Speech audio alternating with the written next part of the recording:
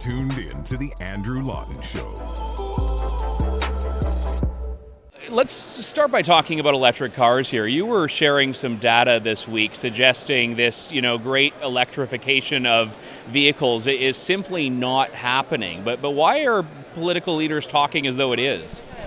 Because it's convenient to say, we're going to fix climate change by all switching to electric cars. Now, electric cars are good for some things, and I love driving in a Tesla. I don't have one, but I could imagine me having one. But it's incredibly expensive, and you actually need a place where you can charge it. That's only available for people who have a home. If you live in an apartment building or something, where are you going to charge it? So there's a lot of problems. That's why I shared this scenario from the Biden administration's own Energy Information Administration that suggests that in the U.S., even by 2050, with the Inflation Reduction Act, you will only have 12% electric vehicles. In the world, it'll be bigger. It's about 24%. But it's far, far from the idea that, we're all going to have an electric car by 2030. And that's important to know, because this is one of the many things that could be part of the solution, but we're being told, it's the solve-all, and we have no sense of how costly that's going to be.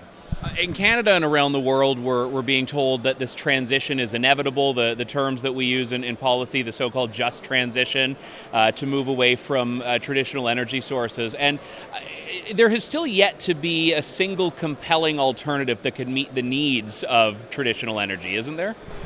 It's really hard to see that challenge out there right now. I almost think when people start saying it's inevitable, well, then we can just lean back and not have to do anything. And then, of course, their next say, no, we got to do everything in order to make this happen. But then it's not inevitable, is it? Look, there's a lot of good arguments to eventually switch away from fossil fuels, mostly climate change, but also air pollution. These are not bad things, but they also have costs. So you need to weigh the two, and we don't do that in the current conversation. We're essentially willingly spending trillions of American dollars every year on solutions that'll give us just a tiny bit of benefit. That's a really, really bad idea. We estimate probably you do 10 or 20 cents of climate good for every dollar spent. That's a terrible investment. We can do much better if we start thinking smartly, and I hope that's part of the conversation that we have here at ARC. Well, and one of the big themes, I think the big theme of the conference has been a new story. And I would say right now there seems to be, from a lot of the leaders you hear from at the United Nations, the World Economic Forum, certainly a lot of more left-of-center governments, a story that's very much rooted in seeking the demise of oil and gas. And I guess what would you want that new story to be? What would you want the new perspective or narrative to be on the issues that you advocate? So my sense is, first of all, we need to get people to realize the world is a much, much better place, and it's likely to become an even better place by the end of the century. So fundamentally, we're in a path of incredible progress. That is important because people think the end is nigh with climate change. It's not. Climate change is a problem. Climate change means progress happens slightly more slowly. That's not the end of the world. That is a problem. That's what the definition of a problem. We need to understand this is one of the many problems we need to fix in the 21st century. So the good story, which also happens to be true, is things are getting better.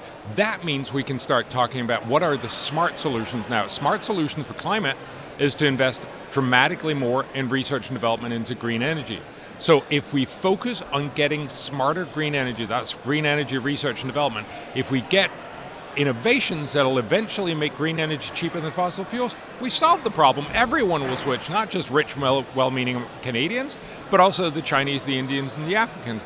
And it also means we can start thinking smartly about all the other challenges that we're facing. Remember, most people on this planet have much, much bigger issues, like the fact that their kids die from easily curable infectious diseases, there's not enough food, there's a lack of education, all these basic things. If we tell the story, which I happen to believe is the right story and the true story, that things are getting better, then we can stop panicking, we can start actually making smart decisions that is smart on climate, smart on all the other challenges. Where do you view as being the policy role versus the market role in all of this?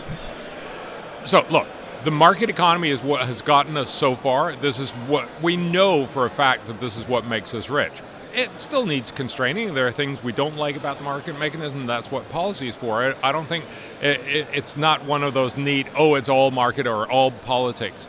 But what we need to recognize is that if politics is driven by fear, we're likely to make bad decisions. And currently it is, very much so on climate change, so we're actually wasting an enormous amount of money achieving very little good. I want us to get away from the fear trip and start realizing, look, things are much, much better.